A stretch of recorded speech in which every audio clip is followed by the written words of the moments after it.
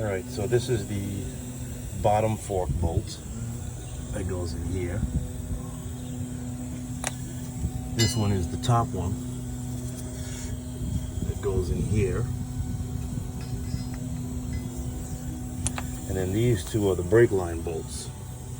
The bigger one is for the back, the smaller one is for the front. All those bolts removed. This strut assembly now has to come out. Strut tower bar has to come out to access those strut assembly bolts.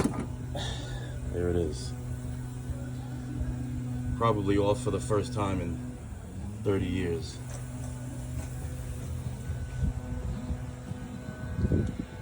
Strut assembly has been removed from the driver's side.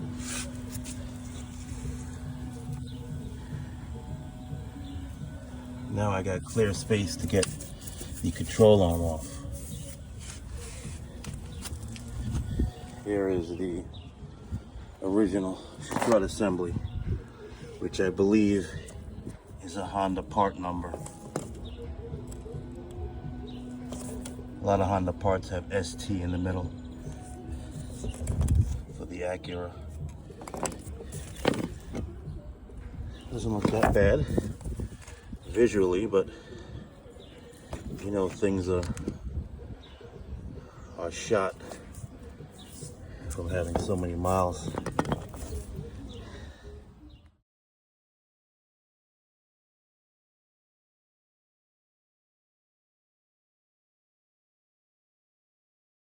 All right, I removed the cotter pin from this castle nut. Castle nut's coming off. We're not going to reuse this because we have new ones on the new control arms. And we have a new cotter pin also, so we'll just put that there. And now the challenge is to get these two separated. And that's going to be tough. Let me try to hit it with a hammer.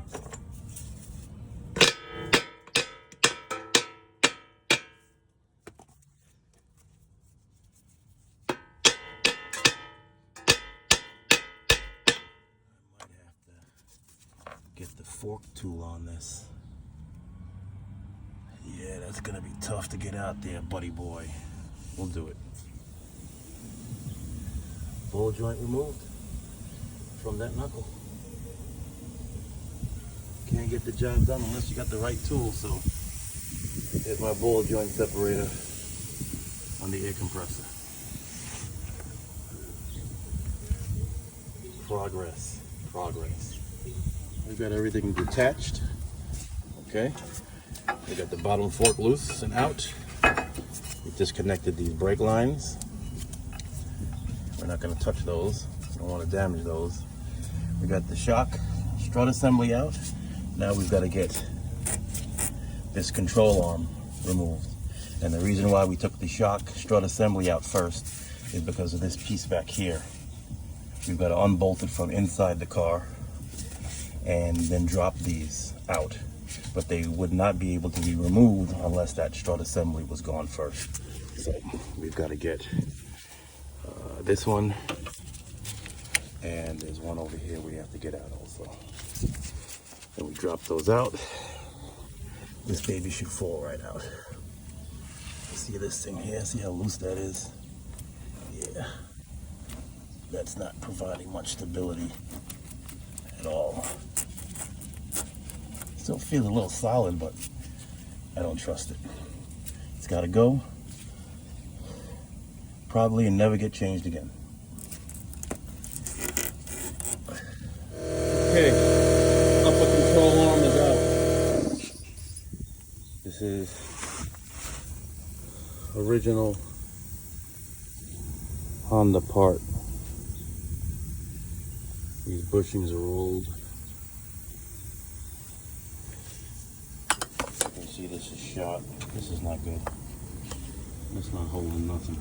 That rubber is supposed to be, this lip is supposed to be way up here to the top.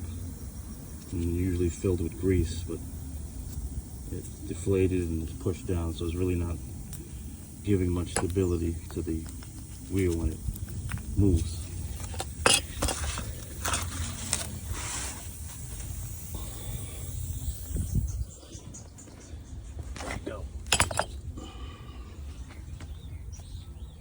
new one.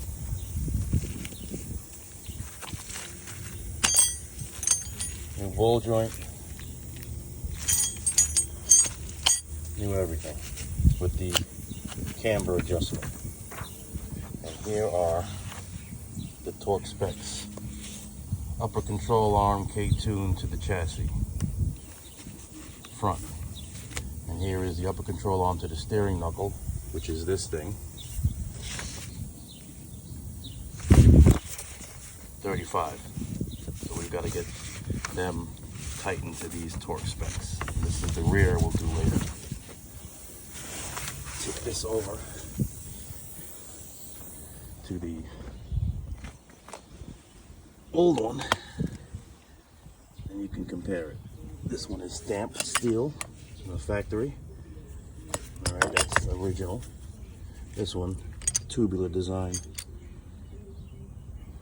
much stronger.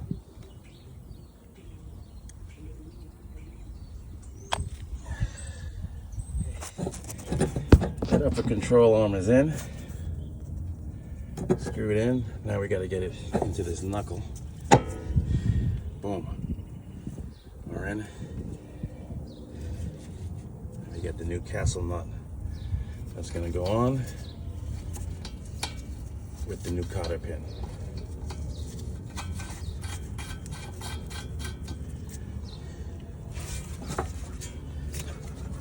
That's stiff. Okay. That castle nut's torqued down to 35 where it belongs. We're all tightened up. We got to torque down the top. All right, we got to torque the tops down. And now we have the cotter pin. That's going to go through the hole in the castle nut. And we're going to bend this down. It's going to lock that bad boy in place. Not going nowhere. Next victim is the strut assembly.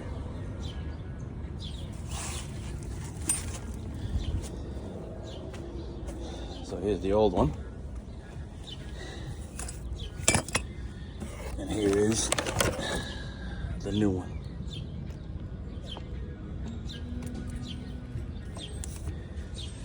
We've got to get the tops the same angle as that when we put it in.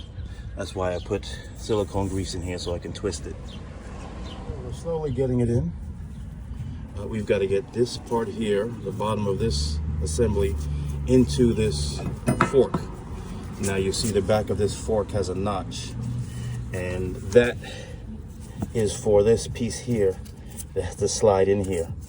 So I had greased that up before when we put it together so that I can take this and turn it so that it would line up in here. And then we'll get that fork set up. And then we'll get the brake lines put on. This strut assembly was designed for this car, so we won't have any modification. These things will bolt right in.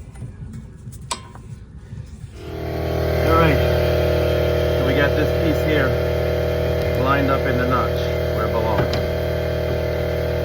And now we're going to secure this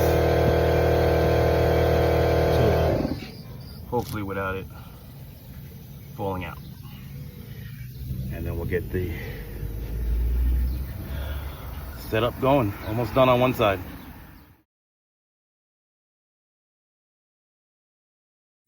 Okay, we're all buttoned up.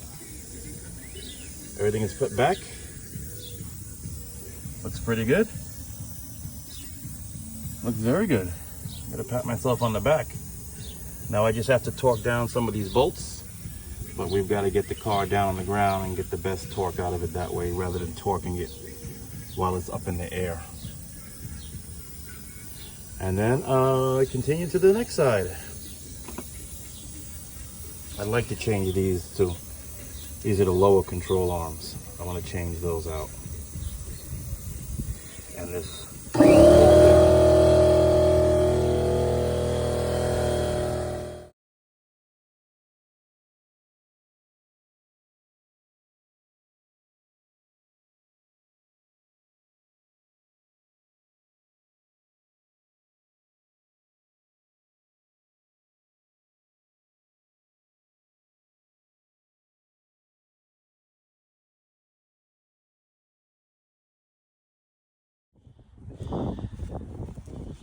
This side is done.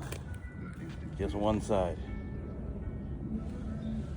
is done. It looks lower. And that throws the back up a little bit.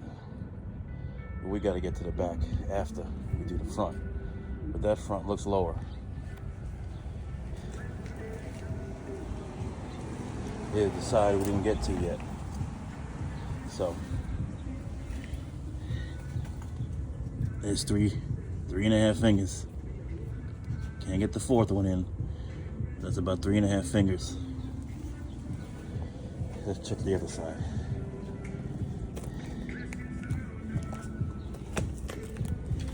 Here's the other side. And I can't get 3 fingers in there. I got 2.5 fingers in there. 3 can't go in. So yes, that's your 1-inch drop.